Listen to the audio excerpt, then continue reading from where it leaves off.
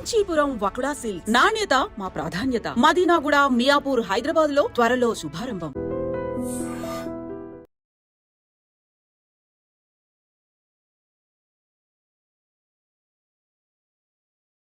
BRS పార్టీకి మాత్రం ఆ రెండు ఛాన్సెస్ అయితే కనిపించట్లేదు కదా. మీరు అన్నట్టుగా కొంచెం అసంతృప్తి, అసమ్మతి గళం అంటే ఎలా కేసీఆర్ దాకా చేరగలుగుతుంది ఆ వాయిస్ అనేది? అంటే ఆయనకు అర్థమైంది, కొంత బీసీలు అంతా పోలరైజ్ అవుతున్నారు, మన దగ్గర కూడా ప్రెజర్ ఉంది అనేది అర్థమైంది. అర్థమయ్యే ఆయన మద్రాస్కి అధ్యయనం చేయడానికి ఒక టీం పంపించాడు ఆ రోజుల్లో. నేను కూడా అందులో పోయింటిని. అయితే నేను అవన్నీ చెప్పడానికి నేను ఇప్పుడు పార్టీ కండువా వేసుకోలేదు, ఒక అబ్జర్వర్ లాగా పోయిన. ఆయన పిలిచాడు కాబట్టి నో చెప్పలేక, మీతో ఎన్నోసార్లు అన్నాను కదా పిలిస్తే నేను పోతాను అని. బట్ నేను బాధ్యత తీసుకోవడానికి సిద్ధంగా లేను. నేను ఎట్లాగో చెప్పే కాడ చెప్తానే ఉన్నా. ఇంకా మళ్ళీ పార్టీ వాళ్ళకు ఉండే అవకాశం అది నేను ఎందుకు తీసుకోవాలనుకొని నేను చెప్పలేదు. బట్ నేను కంటిన్యూ చేస్తాను. నేను వాళ్ళకి ఇప్పుడు కూడా మీ ద్వారా నేను కొన్ని సూచనలు చేయదలుచుకున్నా. ఏంటంటే, సరే మీ పార్టీలో బీసీకి ముఖ్యమంత్రి అయ్యే అవకాశం జీరో, ఎవరు నమ్మరు కూడా. ఇప్పుడు ఇస్తారేమో అని నేను చెప్పినా కూడా ఎవరు నమ్మే పరిస్థితి ఉండదు. పోనీ వర్కింగ్ ప్రెసిడెంట్ ఇస్తారా అంటే, ఒకవేళ ఎస్సీకి ఒకటి బీసీకి ఒకటి ఇస్తే ఇవ్వచ్చు. అది కూడా పార్టీ నుంచి కొంత ఒత్తిడి వస్తేనే ఇస్తాడు. బట్ ఒక్కటి చేయొచ్చు వాళ్ళు. గతంలో బీసీలకు ఏమేం చేశాము, దానివల్ల జీవన ప్రమాణాలు ఎట్లా పెరిగినాయి, అది ఫిషరీస్ కావచ్చు, లేకుంటే గొర్రెలు కావచ్చు, ఇట్లాంటి పథకాలు కావచ్చు, ఇవన్నీ డాక్యుమెంటేషన్ చేయాలి.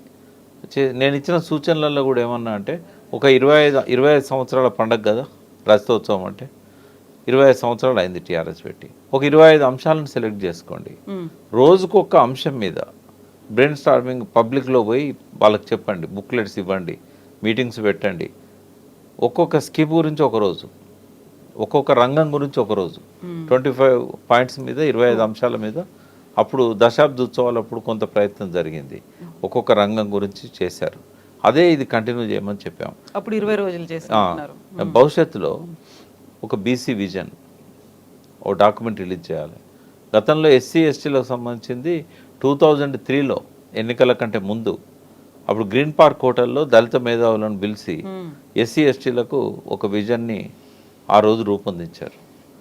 బీసీల కోసం ఒకటి చేయాల్సిన అవసరం ఉంది. అప్పుడు కూడా జలసిద్ధయ్య గారి అధ్యక్షతన అప్పుడు ఒక కమిటీ వేసి ఏదో ప్రయత్నం జరిగింది, కానీ అంత ముందుకు పోలేదు. అది మేనిఫెస్టోలో రాసుకున్నా కూడా 5,000 కోట్లు ప్రతి సంవత్సరం ఖర్చు పెడతామని అది జరగలేదు.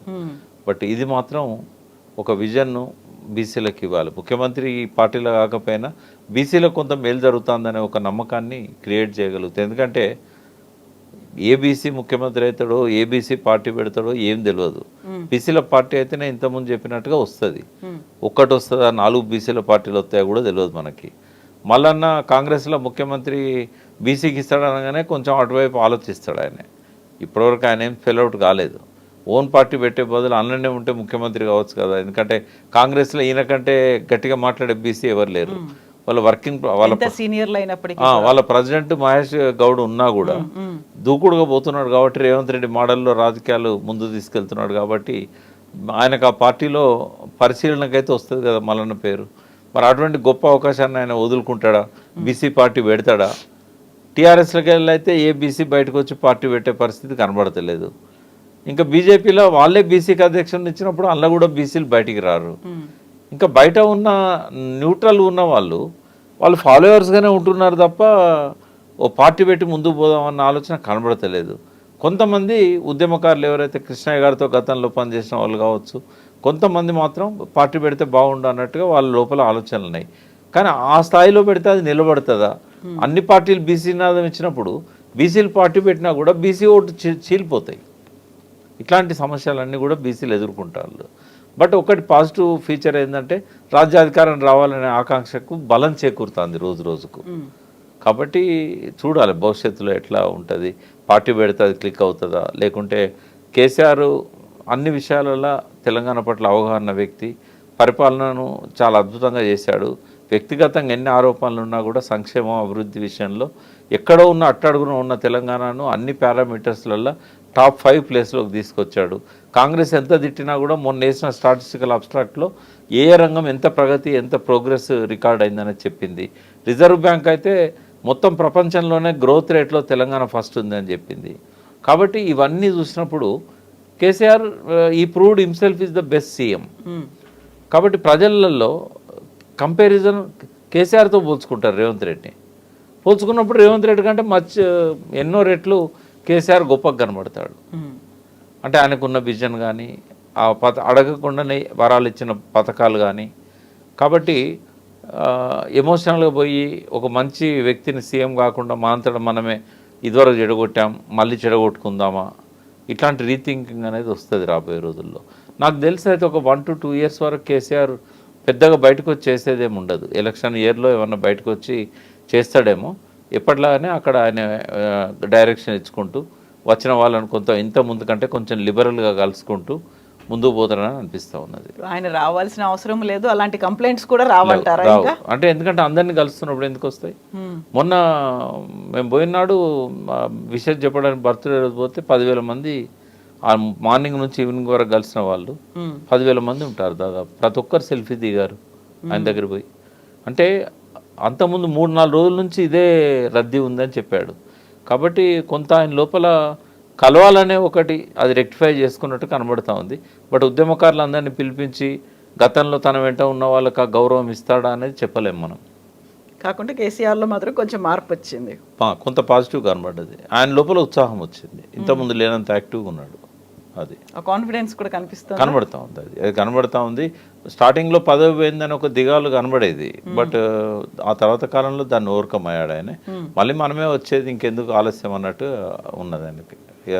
4 రోజులు రెస్ట్ తీసుకుందాం, మళ్ళీ మనమే అధికారంలోకి వస్తాం, ఈసారి పెద్ద కష్టపడాల్సిన అవసరం లేదు, వాళ్ళే మనల్ని ఎక్కిస్తారు గద్దెకు ప్రజలు అనేది ఒక ఓవర్ కాన్ఫిడెన్స్ అయితే ఉంది.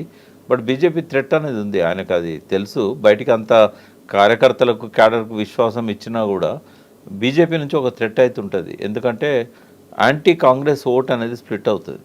స్ప్లిట్ అయినప్పుడు కొంత టీఆర్ఎస్కి వచ్చినా కూడా కొంత బీజేపీకి పోతుంది. ఇప్పుడు ఆయన పోటీ బీజేపీతోనే ఉండాలి, బీజేపీ నుంచి తనను రక్షించుకోవాలి. ఈ యాంటీ కాంగ్రెస్ ఓటు బీజేపీ దిక్కు పోకుండా తన దిక్కు తెచ్చుకోవాలి. కాబట్టి సెలెక్టెడ్గా ఒక్కొక్క కాన్స్టిట్యున్సీ మీద ఆయన ఫోకస్ చేయాలి. ఎక్కడ ఏ నాయకుడు బీజేపీ దిక్కు పోతున్నాడు, ఇదివరకు పోయిన వాళ్ళని వెనక్కి రప్పించుకోవాలి. ఇప్పుడు గతంలో తనతో పాటు పనిచేసిన వాళ్ళని కూడా అవసరమైతే వాళ్ళని రప్పించుకొని భోజనం పెట్టి మీరు మళ్ళీ రండి, మన గూటికి మనం వస్తే బాగుంటుంది, మళ్ళీ అక్కడ ఎందుకు ఇది ఆ పార్టీ గురించి ఈ పార్టీ వల్లనే మనం ఇట్లా ఓడిపోవడం జరిగింది, మళ్ళీ ఎందుకు అటువైపు, ఇవాళ మనకు 8 మంది ఎంపీలు మన వాళ్ళు ఉండుంటే ఇట్లుండేదా బడ్జెట్లో, ఇట్లాంటి విషయాలన్నీ వాళ్ళతో మాట్లాడి మళ్ళీ తన గూటికి రప్పించుకునే ప్రయత్నం చేయాలి. ఎంతోమంది కాంగ్రెస్ నుంచి బీజేపీలో పోయి వివేక్ లాంటి వాళ్ళు మళ్ళీ వెనక్కి వచ్చారు కదా. కాబట్టి టీఆర్ఎస్ నుంచి కూడా ఈటల రాజేందర్ ఒకవేళ అధ్యక్షుడైనా లేదా ఎంపీగా ఉన్నా ఆయన రాడు. బట్ కింది క్యాడర్ను ఆయన వెనక్కి రప్పించుకోవచ్చు. మన తులో ఉమ ఉంది, ఎలక్షన్ల ముందు ఆమెను మళ్ళీ వెనక్కి రప్పించుకున్నాడు. అట్లా అసంతృప్తితో ఉన్న వాళ్ళు ఉంటారు. ఇవన్నీ ఒక స్పెషల్ ఫోకస్తో బీజేపీని కనుక ఆయన ట్యాకిల్ చేయకపోతే బీజేపీ మళ్ళీ థ్రెట్ అవుతుంది. కాబట్టి ఓవర్ కాన్ఫిడెన్స్ ఎప్పుడు కూడా పనికిరాదు.